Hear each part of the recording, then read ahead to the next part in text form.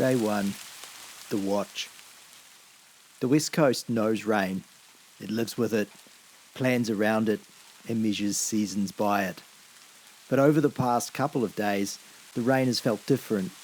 Not intense, not dramatic, just steady, falling hour after hour, soaking into the ground, filling drains, and darkening the edges of rivers people know by heart. At the same time, forecasters have been tracking an ex-tropical cyclone moving toward New Zealand. For days, weather models have been pointing toward the same possibility: prolonged rainfall, already saturated catchments, and very little room for error if the system slows. This morning, a weather watch is issued. A watch is not an alarm, but it is a signal, a moment that asks people to look up from their routines and take notice. A watch doesn't tell anyone to leave. It doesn't demand action. It asks for your attention. West Coast Emergency Management begins sharing simple public messaging. The community is told the situation is being monitored, that staff are on duty, that updates will come if conditions change. Nothing urgent, nothing frightening, just raising awareness. Behind the scenes, preparation begins quietly. Rosters are reviewed, forecasts are checked and then rechecked. Partner agencies touch base and confirm their availability. Across Westport, people absorb the watch in different ways. Some register it and move on. Others pause, remembering past floods, watching the river more closely now, noticing how long the rain has already been falling. They make small mental notes, where important documents are kept, which road they would take if they had to leave, who they might check on if the weather were to worsen. But life continues. Schools are open, shops are trading, and cars move through town. But beneath it all, the groundwork is already being laid.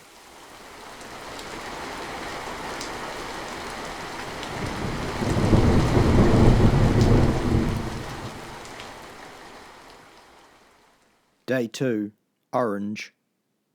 By mid-morning the next day, the forecast is upgraded to an orange heavy rain warning. This is different. An orange warning means the risk is no longer distant. It means confidence has increased. It means the weather is now likely to cause real impacts. This is where readiness becomes deliberate. West Coast Emergency Management activates the Emergency Operations Centre in full. People arrive with purpose. Screens fill with data, maps, forecasts, river levels, and reports begin to tell a single, clearer story. The same question is asked repeatedly: what has changed since yesterday? Rainfall totals are climbing. Rivers are rising faster than they did yesterday. The time between updates feels shorter. The Emergency Operations Centre moves to full staffing and a 24-hour roster. Planning, intelligence, logistics, and welfare teams are all engaged, not reacting but staying ahead of what may come. Public messaging becomes more direct. People are encouraged to prepare grab bags, charge their phones, secure medications, make plans for their pets, and decide where they would go if evacuation became necessary. For many households, the answer is already clear. They would stay with family, with whānau, or with friends outside the risk area or outside the district. For others, the answer is more complicated. That is why planning for support begins early. Transport options are identified, welfare teams are readied, needs are considered, quietly, respectfully, and without assumption. As afternoon turns to evening, the forecasts sharpen again. The uncertainty narrows. Key agencies meet urgently. The assessment is clear. A red warning will be issued that night. The Mayor is advised to declare a state of emergency, not because evacuation is inevitable, but because readiness must be absolute.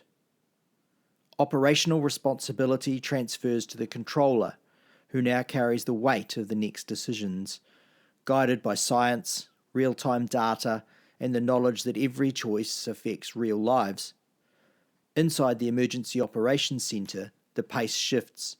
Evacuation plans are activated, night shift staff take over, and a full 7-day roster is established. Across Westport, people feel the change. Phones are charged, bags are packed, and cars are parked facing outward. The town is no longer just watching, it is waiting in readiness. Day 3. Red. By morning, the red warning is in force. This is the highest level, the point where the risk to life becomes unacceptable. After updated assessments, the controller issues a mandatory evacuation notice.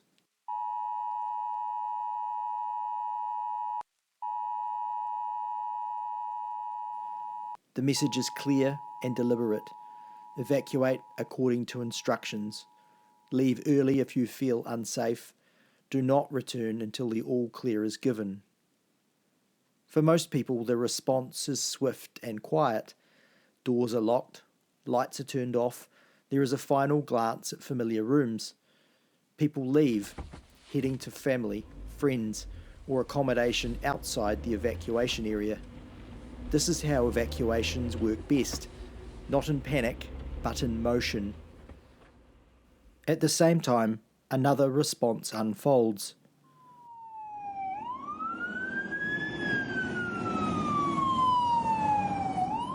Door knocking begins where alerts may not have been seen or heard. Transport or assistance is organised for people with mobility challenges, medical needs, or those unable to reach a registration centre. Public address systems repeat the message. Police and road crews manage traffic, close unsafe routes, and keep people away from floodwater. For residents who cannot stay with family or friends, or who have no safe place to go, registration centres are opened. Here, people are welcomed, registered, and their needs identified and support arranged, including transport to a place of safety. They are given somewhere warm and safe to sit, to rest, to breathe. Pets are welcomed and accounted for. Where possible, residents are encouraged to evacuate with their animals, bringing leads, cages and blankets, anything their pets may need along the way. Welfare teams provide steady support, practical help, clear information, quiet reassurance. Vulnerable residents are not left behind. Behind the scenes, operations continue without pause. Incident control points activate, cordons are established, backup communications ensure coordination holds even if other systems fail.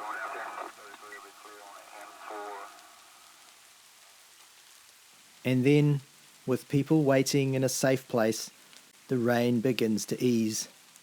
The river, no longer as driven by the catchment that feeds it, starts to tame, settle, and gently recede. The return. The return doesn't happen all at once. Before anyone goes home, assessments are made, rivers are monitored, infrastructure is checked, roads are inspected for damage that is not always visible at first glance. Only when it is safe does the all clear come. People return carefully. They drive the same roads, but see them differently now.